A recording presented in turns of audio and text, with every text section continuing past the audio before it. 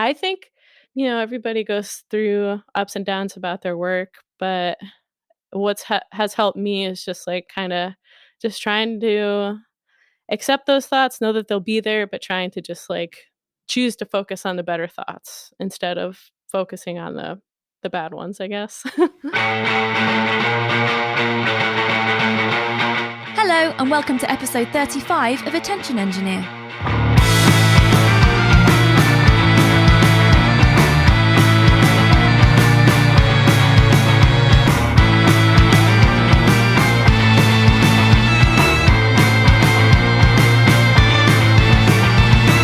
I'm Laura Kidd, a music producer, songwriter and solo artist making music as Penfriend and beaming into your ears from my studio, The Launchpad in Bristol. Find me around the internet at Penfriend Rocks. Thanks for joining me today as I continue my mission to encourage creativity in every listener by sharing conversations with some of the artists I admire the most. It's music video time again here in the Launchpad.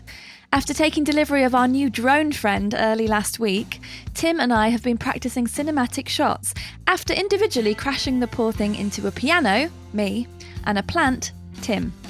It works a lot better outside.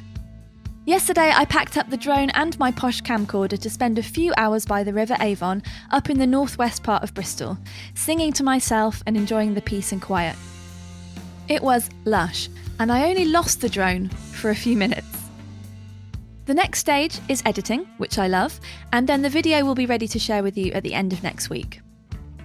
I checked my calendar today and it's just 9 and a bit weeks till my new album Exotic Monsters is released into the world, which is scary and exciting all at once. Thank you so much to everyone who's pre-ordered it so far. It's very much appreciated. You can watch a teaser video and browse the limited edition bundles at penfriend.rocks/new album if you like. Today's guest has a brand new album out right this moment. It was released last Friday and it's my favourite of the year so far. If you listened to my conversation last year with Sadie Dupuis of Sad 13 and Speedy Ortiz, you might remember that Danz's name came up then. She and Sadie worked together on a track with Lizzo, and although I'd been listening to Danz's Computer Magic project for years, I'd managed to miss a couple of albums somewhere along the way, so I got all caught up, sent out a friendly invite and was really delighted that she accepted. Danielle Danz Johnson is a songwriter, composer and producer. Since 2010, she's been making music, formerly under the moniker of Computer Magic and currently under Danz CM. Danz's influences include New Wave, Italo Disco, Krautrock, New Order, Giorgio Moroder, Gary Newman, Stereolab, Belle and Sebastian and Radiohead. Her visual aesthetics are influenced by sci-fi films like Barbarella, Logan's Run and 2001: A Space Odyssey. In 2019, Danz founded Synth History, a media site featuring musicians who embrace synthesizers. She's interviewed artists like Pete Townsend, Suzanne Charney, James Murphy, Rick Wakeman, One-O-Trix Point Never, and Vince Clarke. The first Synth History podcast episode on Wendy Carlos, written, recorded, scored and produced by Danz, was released in August 2020. And her new record, The Absurdity of Human Existence, came out last Friday, the 12th of March 2021, on her own label, Channel 9 Records. In this conversation, we discuss digging deeper to make the most meaningful music you can, why your creative ideas have to light you up, the whys and wherefores of changing a project name as a solo artist, how reinventing yourself is a way to grow artistically, using the internet to learn how to do the things we want to do, then doing them. Let's get into it. It's super cool to talk to you because I've been listening to your music for years now. I don't know how I came across Computer Magic, but I'm really glad I did. Oh, wow, that's awesome. Yeah, and it's really great to hear, obviously, one, you're still going, and two, that there's this whole new era for you. So it'd be cool to talk about a bit of that, but I know some people don't want to talk about old things and some people, just want to talk about the new things, so that's totally up to you, Yeah, I mean, I'm down to talk about whatever you want to talk about. Okay. Whatever you want. So, just at the start, could you please introduce yourself to the listeners? Sure. My name is Danz, and I am a musician, composer, producer, record label owner, and podcast maker. Yeah. And yeah. All the things. bunch of different stuff. How's that come about for you? All the different things.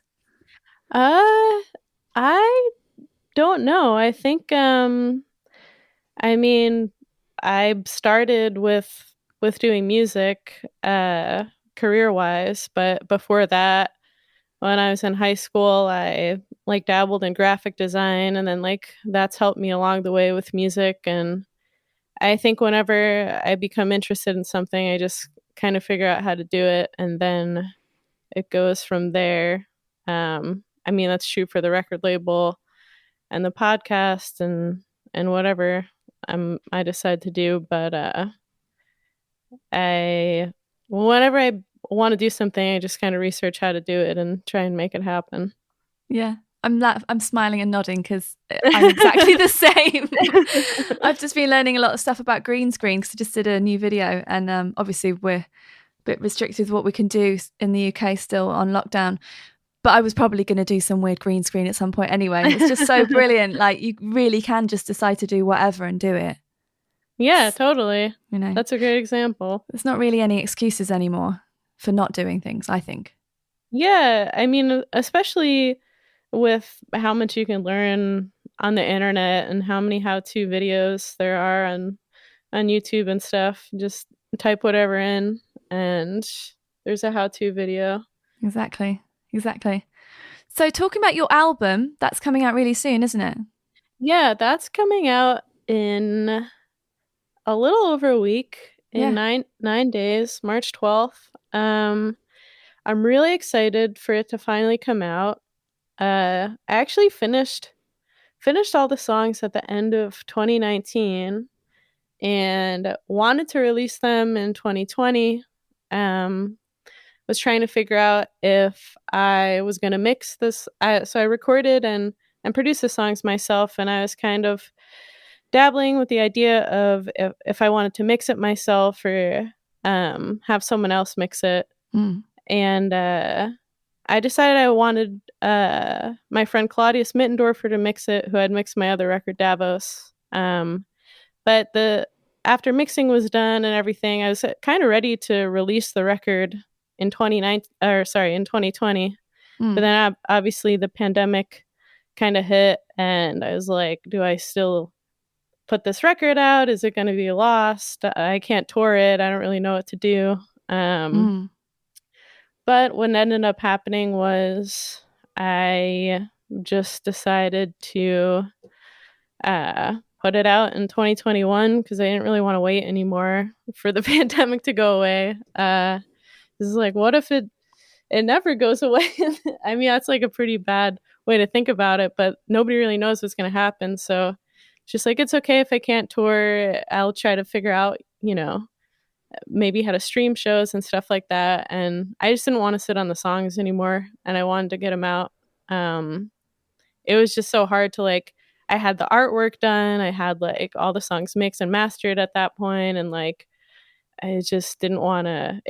It's hard for me to move on with any other thing if I'm just sitting on this thing that wasn't released. So it feels good to finally know all right, it's going to be out next week, and then I can move on to whatever the next chapter is. Oh, I totally understand that. And with the videos, had you filmed those before before the pandemic and stuff, or no? No, so those kind of happened in the middle, not in the in the summer of 2020. So what had happened is by sitting on the record, I was able to kind of shop it around a little bit more to distribution companies, which was a good thing. Rather than just releasing it myself on a distribution company like TuneCore, I was able to solidify a distribution deal with this company called The Orchard. Oh, yeah, they're really good.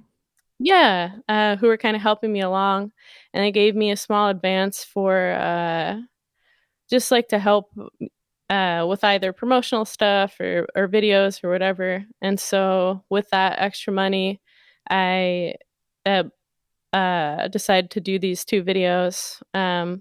It was a really small crew. So about 2 years ago, I started dating a really good friend of mine who's also a director, and it was just him and I. We went to the desert and filmed the song for idea, or the video for Idea of You. And then we went to the Oregon coast and filmed the idea for Domino. And a year prior, in 2019, a good friend of mine, her name is Shay Datar, and her and I went out to the desert and shot the album artwork. And so for the videos, we kind of wanted it to coincide with the artwork for the album. And that's why they're set in kind of nature, and like the natural world kind of goes with the album artwork. But they're so beautiful. Like the scenery is stunning. The one where you're in the water, and like the waves are just moving so perfectly with the music. It's so beautifully done. And then the other one where it's just like, it's like bathroom goals. It's the most insanely beautiful bathroom I've ever seen. It's not just the bathroom, like the rest of it's a great video generally, but it's really great. Well done. Yeah. Really beautiful. Yeah. Thank you. It was really cool too, to just do it with, the two of us. I think it was like a very intimate kind of setting, and we're feeling kind of trapped in New York with COVID. And it's like we then like went out to the middle of the desert and felt kind of like trapped in this different way, but at least it was like surrounded by nature instead of like buildings. But yeah, I'm really happy with the way the videos turned out. And I had never gone to, so that beach that we shot at for Domino is Bandon Beach in Oregon in the Pacific Northwest. And I'd never really been there before, but the beaches it was just so cool. We stayed in this like, found a cheap Airbnb like right next to the beach, and it was like pouring rain, but it was really a really cool experience. Yeah. It all feels very put together, the music and the visuals and everything. It's really good. Really, really good. Thank you. But you made one of my favorite music videos ever, I think, which is the one where you're walking around, I presume in New York, dressed as an astronaut. Oh, yeah. I love that so much. That's a classic one. Yeah, it's really good. That was the first music video ever, I think. I mean, besides like, I think there's this one that you can find on YouTube called Shopping for My Robot. And it was when I was living in Florida, and I made like this robot outfit for my mom to put on, like made out of like tinfoil. It was it's really bad. But yeah, the End of Time video that was shot in New York. I was very shy. I remember the director was like, all right, so we're going to start it where you're going to put this astronaut costume on, and is it okay if like you're in your underwear for the beginning of the video? I'm like, oh my God, I don't know about that. But like now it's just like a different time. Like I feel like it's so silly to even think that I was like worried about that. But that was a cool experience for me. Yeah. And just walking around in public. I mean, it's funny because, you can't really walk around in public at the moment. So it seems like a sort of past era in some ways. And obviously we hope to get back there really soon. But just like walking around and having people watch you doing stuff. So how did you feel about that? Because I always feel so awkward, even though I enjoy making videos and stuff. That's the bit I hate. I mean, I think there was something about just being kind of in disguise in the astronaut suit that it was kind of like shutting the world out a little bit anyway. And I feel like just naturally when I walk around, I'm always like have headphones on, have my hood on, have sunglasses on, and now it's like with a mask, like going totally incognito. And I mean, the only difference was there was a camera like behind me, but it was just literally like one guy and like a steady cam, so it wasn't a whole crew or anything. But I think people definitely were like, what's going on? But I feel like in New York there's so many crazy random things that happen that it was kind of just normal. Yeah, I suppose so. Yeah, you're not the weirdest thing they saw that day. No, it'd probably be weirder if I was like walking around in upstate New York or something. You'd be like, what the heck is going on? They'd love it. I was so really interested in this the name change thing, purely because I've done it too. So I had a project called She Makes War, which I did for 10 years, which was a solo project. And then I changed it to the project which I'm doing now, which is called Penfriend. And when a band breaks up and members from a band form another band with a different name, no one seems to think that's weird. But when it's a single person doing it, it's like I don't know, I kind of joked about it and said I've broken up with myself with, Yeah. artistic differences kind of thing. So how have you been dealing with that, and what's your rationale behind that? Yeah, so it's interesting.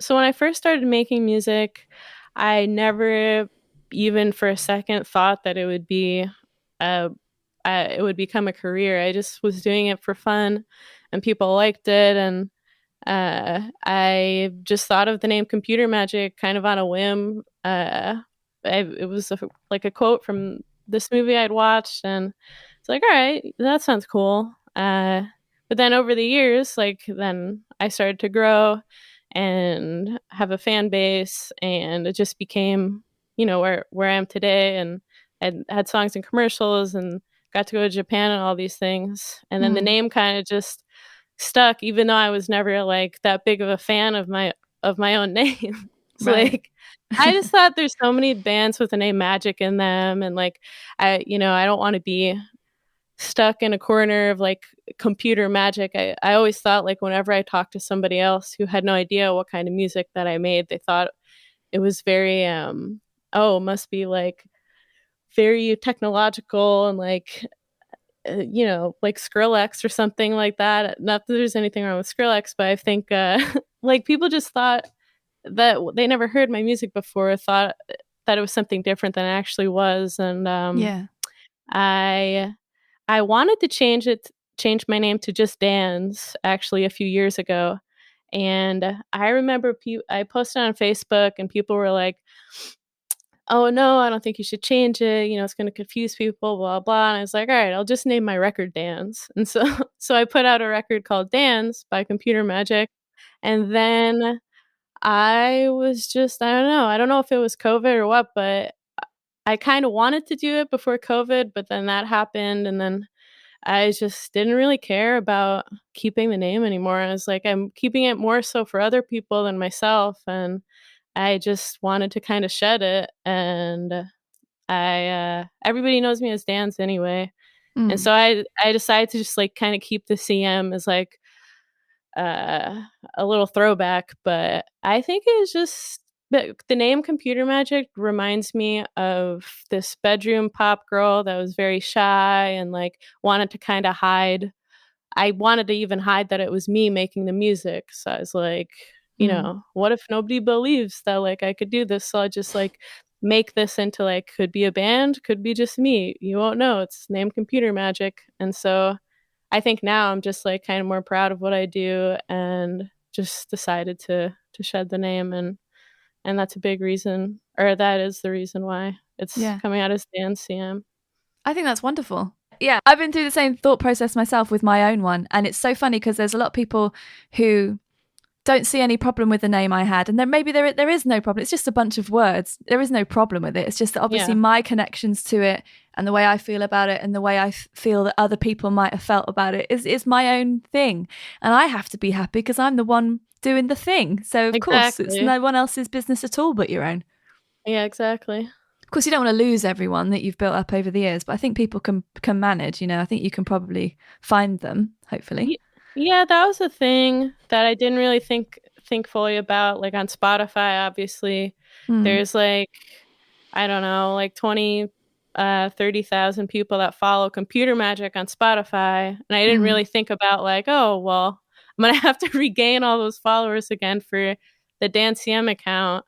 But really, like at the end of the day, I feel like I just and I don't care. I feel like if people want to find it, they'll find it. And I don't know. I was just like it was kind of like troubling me a lot. Like, should I change my name? Shouldn't I change it? Should I change my name? Shouldn't I change it? And yeah. I think you're right. It's just like you have to be happy with it. And I was just so tired to like being like introduced like, oh, this is Dan's, she's Computer Magic. Like I just want to be like Dan's, like Yeah. Dan CM or whatever. And it's just kind of easier that way, it feels like for me. And I feel Yeah. like I've gotten older. It's like a new chapter in my life. I've been like you've been doing this for like 10 years. I've been doing this for 10 years, and I'm just like it's time for like a change. Yeah. How does a change feel? It feels great. I feel Good. I feel very happy about it. I think I like kind of I don't know what word to use, but I like having computer magic like be where it is and not go. I didn't want to like ride it out like Seinfeld or something like that, like forever. Yeah. Like I just felt like I needed to change it, and I didn't want to like just keep doing computer magic forever and ever.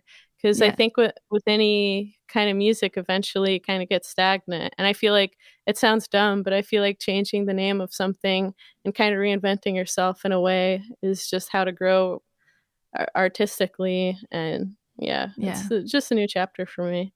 I totally agree. I'm excited for you because I'm excited for myself as well because it's fun. It's just Yeah. fun. My name was picked very quickly a long, long, long time ago as well. And I just don't want to be defined by an idea I had like 15 years ago. It doesn't make any sense. Yeah, exactly. Well, that's brilliant. I'm really, really glad that you're happy. As well as making brilliant music, you also run a really cool website about synths, don't you? I do. Tell me about that, please. Yeah. So it's called Synth History. Um, and the way it starts pretty interesting. So a couple years ago on Instagram, I realized that like whenever I'd post something a little bit nerdier about like a synthesizer or something, it would get way less interaction than if it was like a selfie of me. And I was like, well, this is annoying because I can't really talk to that many people as much as I want to about synths because it kind of gets like lost in the algorithm.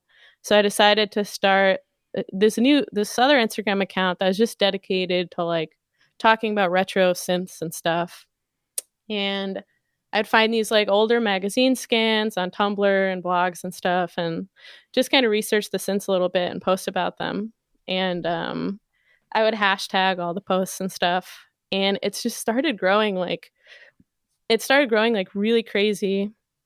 And I think the first like big follower was Moog synthesizers, and then after that, like Trent Reznor started following it, and then John Mayer started following it, and then Red Bull Music Academy, and then it just kind of like snowballed, and all these like musicians that I look up to started following it, and nobody knew who it was or anything. Yeah. I still don't even really like I'm not in the bio of the Instagram account or anything. I'm just like following myself Yeah. and post about myself occasionally, but it just kind of grew. And then over COVID, I was like, all right, well people obviously really love to interact with this. I should really start just doing something else with it. And originally, I thought it'd be really cool to do some kind of documentary TV series, but after realizing that that was just way too much money and too complicated to do, I thought, well, I know how to record and how to edit and how to produce. I should just do a podcast. And so the first episode is this narrative podcast on Wendy Carlos. And then after the podcast, around the same time, actually, I started to just do written interviews with musicians that were following the account. And the first one I reached out to was Pete Townsend from The Who, who's Mm. really into synths. And he was the first interview I did.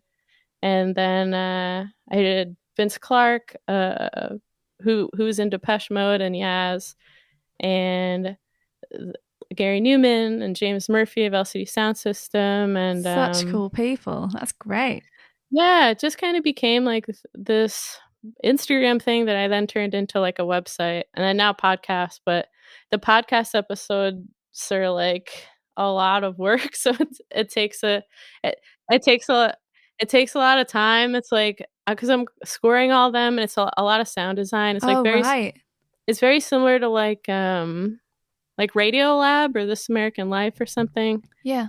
And I'm the only person doing it, so I want to put more of them out, but faster. But right now it's like every few months I'm gonna release an episode. But yeah, so that's the synth history thing, and there's playlists and interviews and stuff on synthhistory.tv and the podcast, Mm. and I hope to do more with that.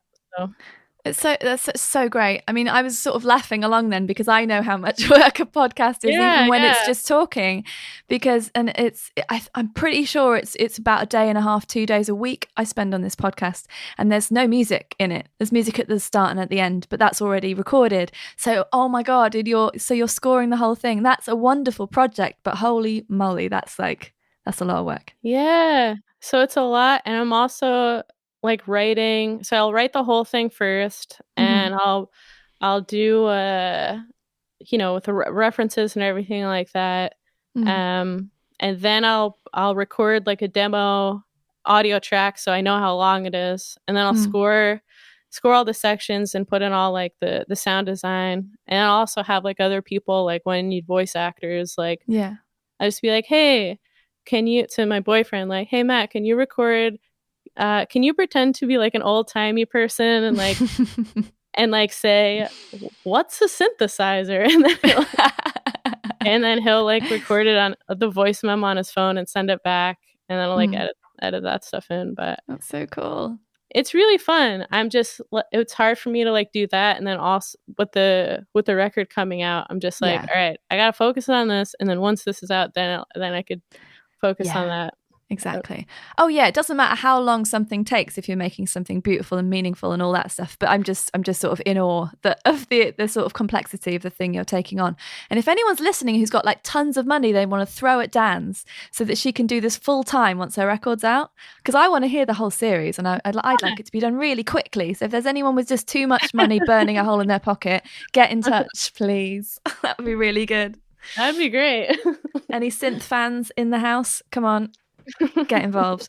Yeah, I love that account. I've been looking at it for a while, and there's just the pictures you find are amazing. Like there's some from just like the most recent pictures of they just kind of look like boom boxes, but they've got synths on top. And are they real? Yeah, It's so amazing. that the post that I did a few days ago was just on, like, these quirky synths, and it was Mm, just a compilation of a few synths that I'd posted about over the last year or so, but yeah, they're all real so cool. synthesizers. I'm going to hold up my Casio tone so that you know that I'm somewhat Oh, geeky as well. nice! That's Yeah, awesome. and I've got a slightly bigger one in the corner, but I've only got 1, 2, 3, 4, 5 synths in my house, but that's enough for me at the moment. Nice. I like them. That sounds great. I want one of those. It's really They're really cool. cool. I love it. So how many do you have? Um, I have a few. I have a a Prophet 8, a Prophet 6, a Moog Minotaur, a Moog Grandmother, and an Omnichord, which is a pretty neat, quirky little I've synth. got one of those. I love those so much. Those are great. Mm. But yeah, I don't know. I want to get a Moog 1, but they're really expensive, and I think if I were to get, like, the next big synth purchase that I want to get, would be a Moog, a mini Moog, like an Mm. original one. Mm-hmm.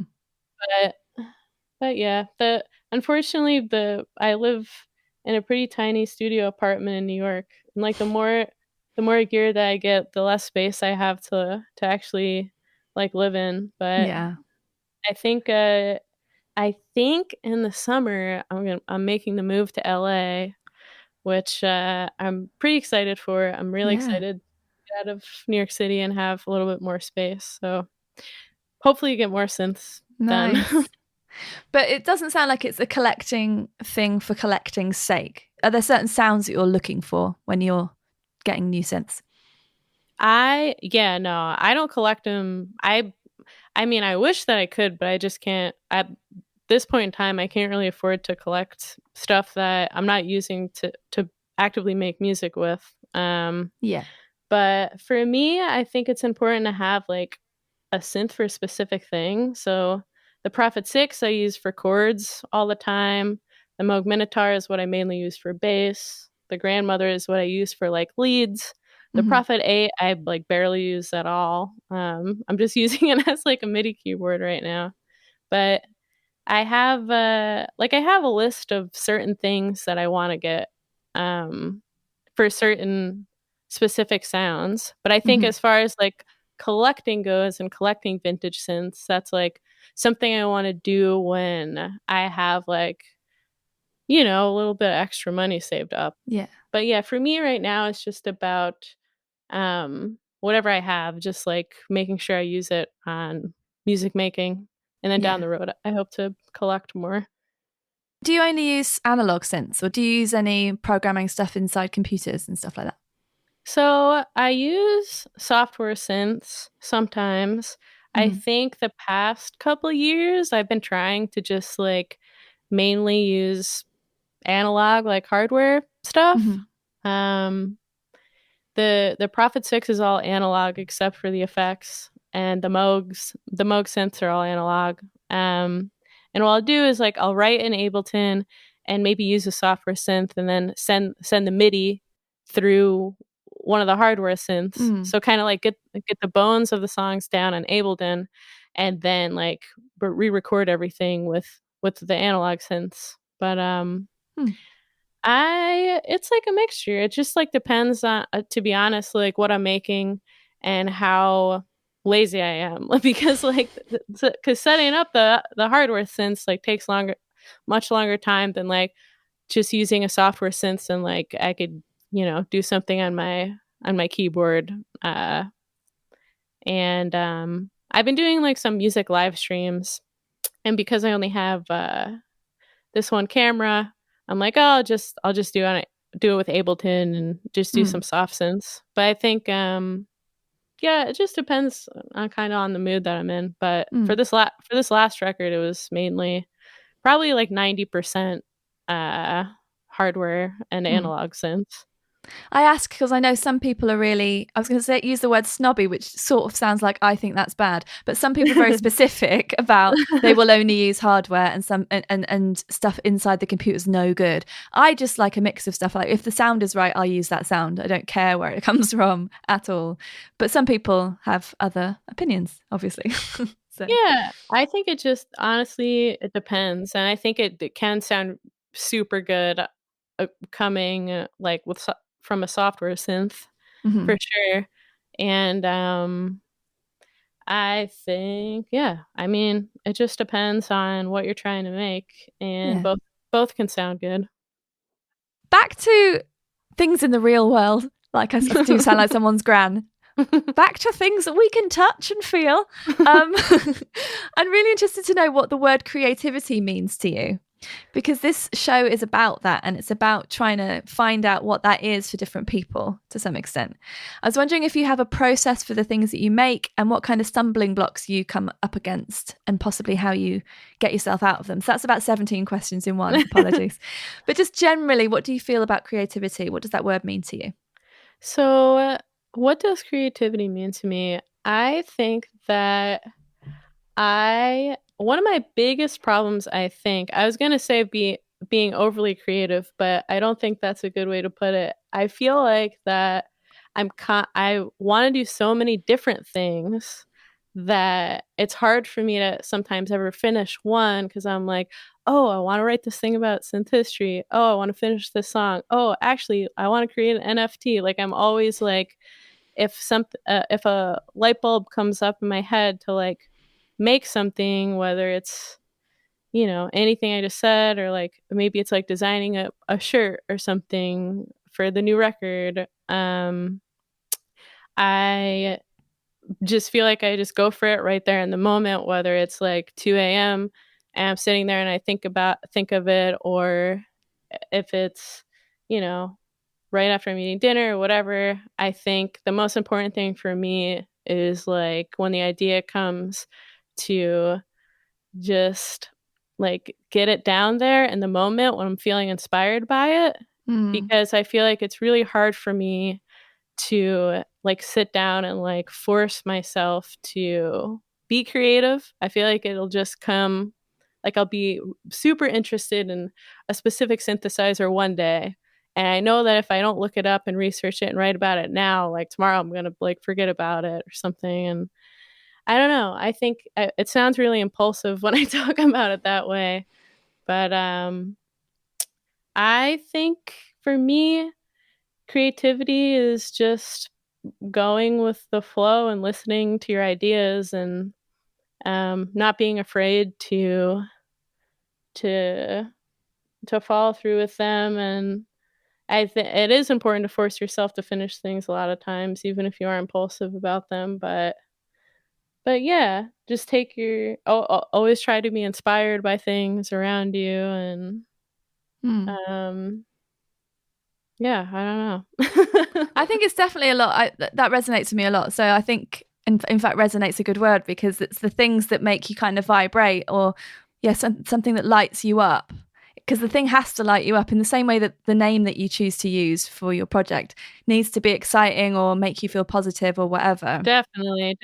You know, it needs to be something that, really gets you going. Otherwise, you wouldn't really bother finishing the thing, would you? Yeah, I have to be excited about it. And sometimes the next podcast episode I'm writing is on this guy, Ikutaro Kakahashi, who was the founder of Roland. And I was researching him and reading his autobiography that he wrote, and looking up all the stuff. And I was super excited about it. Wrote this whole thing. And then I was like, oh, okay, now I have to figure out all the stuff for my record. And then it's like, now I'm like forcing myself to go back and work on it. And the excitement's not exactly as much as it was before. And so there I like have to kind of force myself. And then I become excited about it again after I'm like dive back in. But for me, the initial spark is like, okay, got to jump on it. Got to do this now. I'm really excited about it and start something. And then I can always come back to it later and finish it. But I always try to jump on the ideas when they come, which I'm sure is, there's definitely a lot of like manic texts that I send to my boyfriend that's like, oh, and then we should make a video like this, and then this is gonna happen, and oh my god, if we ever do the synth history series, like this has to be there, and blah blah blah. Like always like constantly like coming up with crazy ideas. I feel like I always feel like I'm exhausting my husband. Oh, in the same way. Yeah. Definitely. And he's in the house as well. So it's like just never ending. He hasn't even been able to go out to work for a whole year because of the pandemic. So he's just in the house with me all the time. And I'm just like, I'm doing this. I'm going to do this. I'm talking to this person. La, la, la, la, la. And he's just like, that's great. He's so supportive though. Like he is wonderful. That's I'm so awesome. Lucky, because it would be bad if, obviously we wouldn't be very well suited if he couldn't handle the high octane idea factory, which is my brain. So yeah, I feel you on that. Do you ever come across things like inner critic problems or writer's block or anything like that? Oh yeah, definitely. I feel like there are times when I'm very confident about what I'm doing and very confident about the music I make and like the record and the videos and whatever. And then there's times when I'm like, oh man, this music video came out and I think it's so cool. I wish that I got more views. Like maybe it's not that good. And then I'll focus on like one bad comment or like which will like start a train of thought in my head that's like, oh, maybe it's not that good. And like I think it's just about like kind of realizing that when you do have the inner critic, being hard on yourself, just realizing that they're just thoughts and like electrical impulses, and they don't have to be true, and you can just focus on all the good thoughts that you have in your head. And I don't know, I think everybody goes through ups and downs about their work, but what has helped me is just like kind of just trying to accept those thoughts, know that they'll be there, but trying to just like choose to focus on the better thoughts instead of focusing on the bad ones, I guess. Yeah, that's very wise. That's very, very wise. I find it so funny and strange that people who don't make music, but so the people who would hopefully be listening to this might just assume we're so confident all the time because they hopefully like the thing that we do, which is why they're listening to this episode. Yeah. But it doesn't mean that, I certainly don't think we're perfect, and I feel the same things you do. I was talking to Leela Moss from the Duke Spirit in a recent episode, and she was talking about exactly this thing of because we were talking about meditation as well. So the thoughts being like those clouds that the thoughts sort of come along. They don't have to define your day. They're just thoughts. She was talking about the mind being separate from presence of mind. So the mind being something that is trying to get your attention, and it's the thing that wants all of the dopamine hits on Facebook and things. It's the thing that's trying to distract you and tell you to go and watch TV or eat a takeaway or whatever. Yeah. So that was a really interesting way of putting it. Yeah, that's very wise, I think. Yeah, you just don't have to give in to those negative thoughts and just try and focus on the better ones, more positive ones. But definitely I'm not confident 100% of the time. Yeah, I think it'd be weird. It would be so weird to be. I don't know how that would feel. It sort of seems like just an uncomfortable way to live, although it's obviously not. It's obviously the most comfortable way to just have no self what's the word?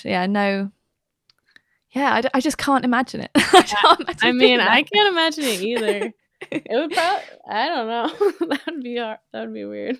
Maybe it's like having loads of money. I was talking to my sister earlier about this, about like, imagine having so much money, and this is such a stupid point to make, but having so much money that, for instance, if you were trying to order something, you wouldn't even care how much the shipping was. You know what I mean? Yeah. Because I always look at that and think, that's a lot. to just not even have to look at it. Not even look at the shipping. Or like go to a restaurant and like just put your card down and not look at the bill. I'm like waiting for that day in my life and be like, oh yeah, just take it, whatever. It doesn't matter. Yeah, I'm going to keep waiting for that one, I think. But yeah, that's okay. Yeah, you mentioned negative comments. I don't want to give them too much oxygen or anything, but I was wondering what your current relationship is with smartphones and the internet in terms of your career and general mental health and happiness. So that's interesting. So I think it's really weird. I think before COVID, I was on Instagram a lot and on social media all the time, always posting stories. And I think I got so, not like addicted, but I was just always on my phone during the early stages, middle stages of the pandemic.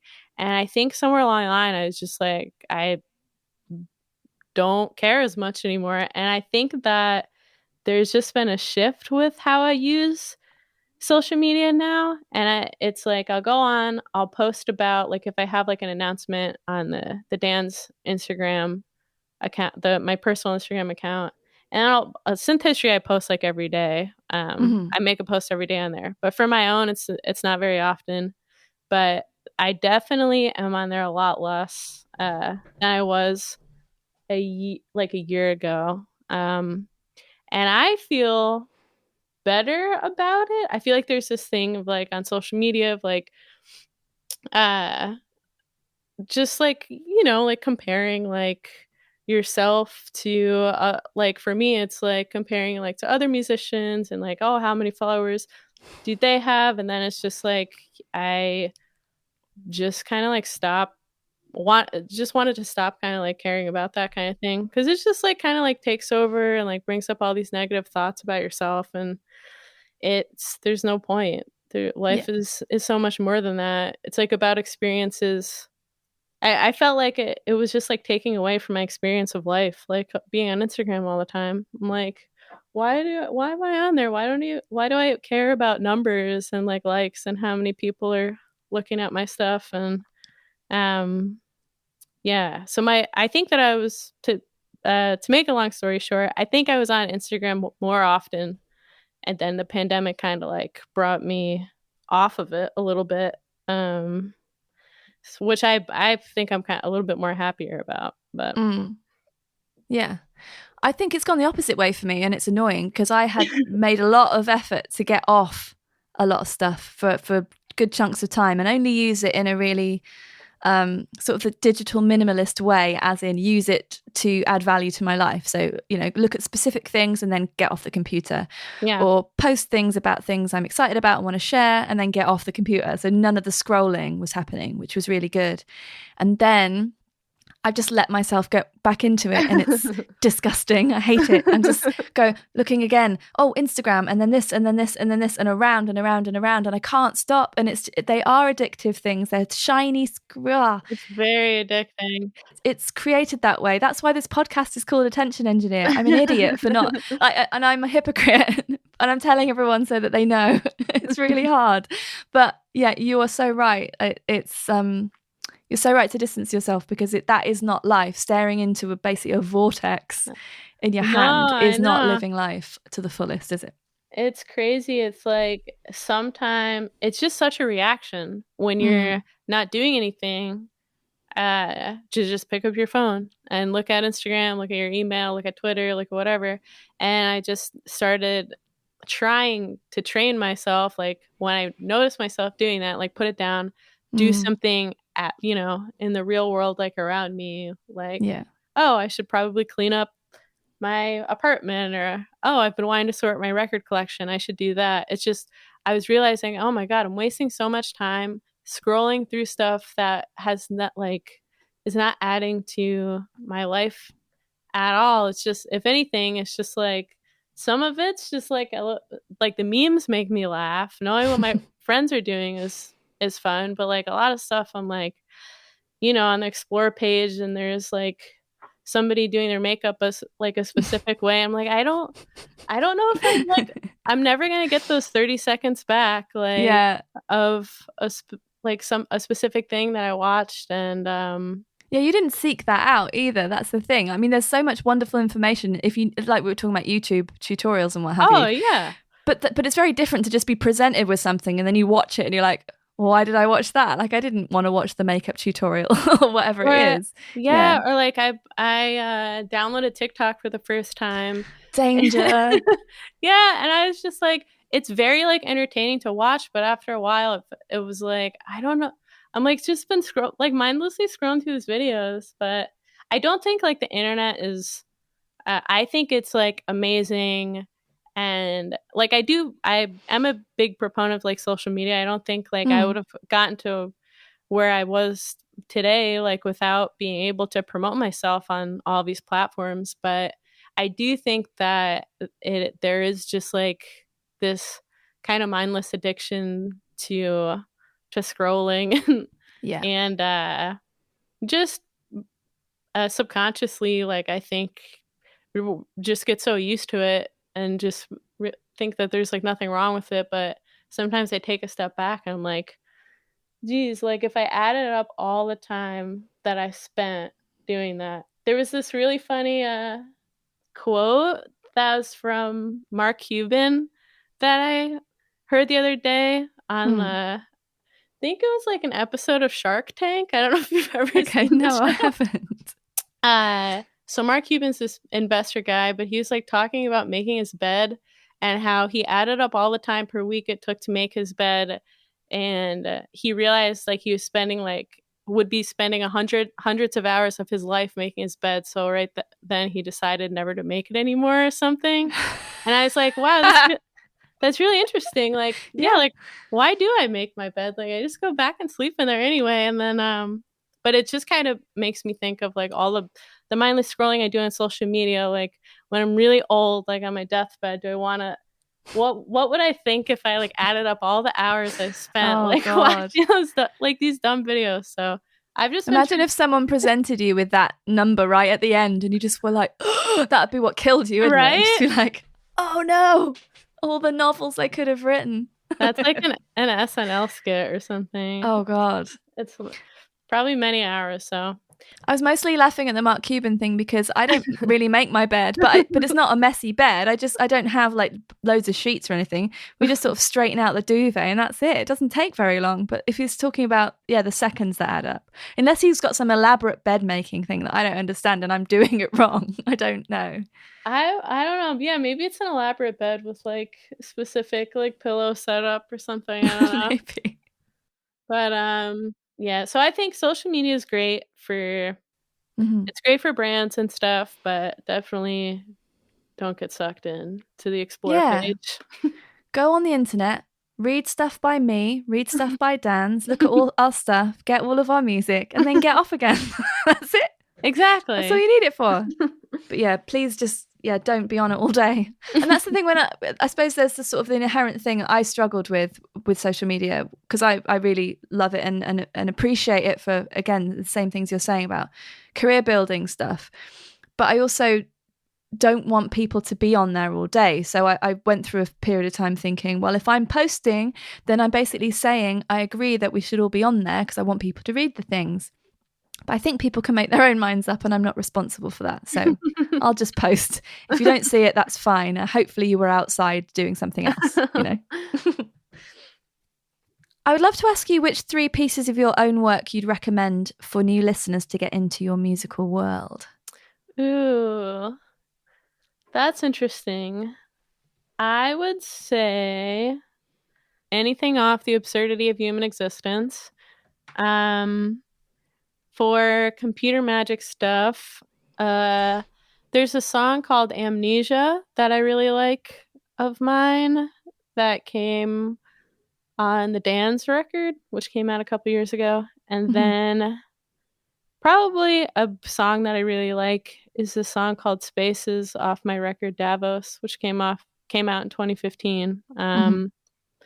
And yeah. And then, I guess that's 3 things. So I would say those things. Okay. And what are you most proud of creating so far?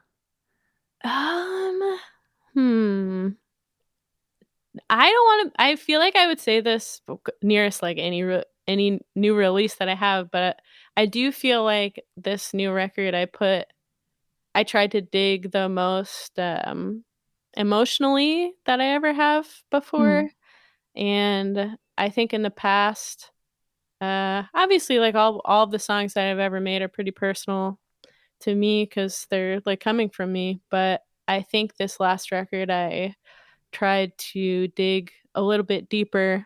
And I think that this new record has some of the best songs that I've written. So I'm very proud of that. And I'm very proud of the Wendy Carlos podcast episode. Because honestly, it was almost as much work as making a record in some capacity. For I think like 6 songs are originals, and then just like all the editing and sound design and all that. And I was pretty proud of that accomplishment. And yeah, I would say those 2 things I'm pretty proud of the most. Yeah. And I think, am I right in saying that you do film soundtrack stuff as well? Yeah, so I also do scoring work. I've scored a ton of commercials in Japan and some US commercial stuff. And I just scored a mini doc on the New York City subway system this past summer. And I just recently scored this horror film by my friend that is not out yet. That'll be out soon, but I'm really excited for that. The movie is called While Mortals Sleep. I don't know when it's going to be out, but I'm sure I'll post about it. Brilliant. And so has all of that come about because of the music you've made as Computer Magic and Danz? Yeah, so the commercial scoring in Japan was because of Computer Magic. The companies were fans of Computer Magic and just asked if I would be able to compose stuff for them. And in the US, it's more like demo kind of work, like not even like necessarily I'm promoting the stuff as Computer Magic or Danz. I'm just like, oh, I've scored this. Yeah. But it's like an example, I just did the 2 recent commercials for this company called Thinks. Just like an underwear brand. And then last year I did these jingles for this company in Berlin for Mercedes for just like a jingle. But it's like kind of like ghostwriter type of work. I think of it as. But there's other stuff like this movie that's coming out I'm really excited about, and that I will promote from like my own brand. Yeah, that makes sense. like some of this other commercial stuff, they'll give me a brief like, oh, we want something to sound upbeat, and sometimes that stuff's a little cheesy. I'm not necessarily like, hey, I did this, made this music for this commercial. It's just more so like to make money, Yeah. to reinvest that money into like more things I have creative artistic freedom over. Yeah, of course. But Yeah, I was asking because I'm just I got the impression that you were hired to do the work because of basically the self-generated work you'd done, and I'm really interested in that and explaining to people that that's how things happen as well sometimes, because it's not that we all go and train at music college to know everything about everything and then you get jobs. yeah. Like you have to prove yourself or teach yourself or get yourself to a point where people will then ask you, or you can go to them with your back catalog and all that kind of thing. Yeah, like the Subway documentary, the director reached out to me because he had heard my stuff as computer magic and really liked that stuff I was doing, and yeah, all the Japanese ads. They had heard of computer magic before and wanted me to work on that stuff because of the music that I had already put out. Yeah. But yeah, I mean, I hope to get more stuff like that. That stuff is really fun for me to do and a challenge, and kind of gets me out of you know the grind of like what I'm doing in my own world. It's somebody else's project, and so it's kind of fun to work on somebody else's thing for a change. Yeah. Yeah. And there's such a beautiful kind of collaboration between music and pictures in films, and like the different ways that the emotions can be heightened and stuff. It just seems like so much fun to work on that as a composer. Oh yeah, definitely. Definitely. The last one was really cool. The horror one. It's really creepy. Uh and yeah, it was fun to make music for that one. I'm looking forward to that one. That's a brilliantly creepy name as well. I love it. If you could give one piece of advice to a listener who wants to be more creative in their own life, what would that piece of advice be? I would say, one piece of advice. I would say to never hold back your ideas and kind of believe that what you can do is possible. Like, I remember about like 2 years ago when I was first like starting the synth history stuff, like just kind of thinking like, wow, it would be so cool to like interview, so and so or so and so, and oh, I could have a website. Just like kind of like envisioning all this stuff, and then eventually, like over the course of a couple of years, just like kind of making it happen, and just like kind of realizing that no idea that you have is like too big. Like if you want to write a movie, there's no reason that you can't write a movie and can't make something out of it. There's no reason that you can't write a book. There's no reason that you can't make an amazing song. Like if you put your mind to it, I think, and really focus on it and put a lot of hard work and effort into something, there's no reason that it can't come to fruition.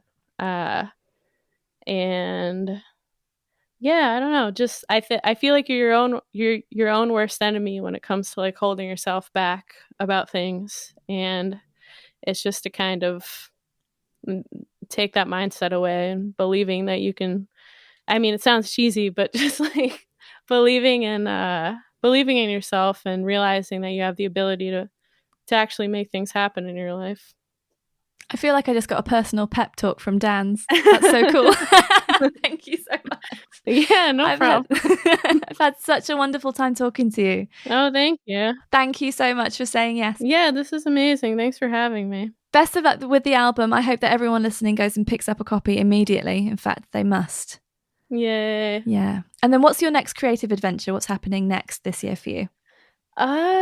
So after this record comes out, I'm gonna finish the next podcast episode, and I kind of want to put out just like an instrumental record and just have fun and be weird and just kind of release it for fun and see where that goes. And also I should say, if anybody wants to order The Absurdity of Human Existence on vinyl, my website is zdanz.com. Go there now.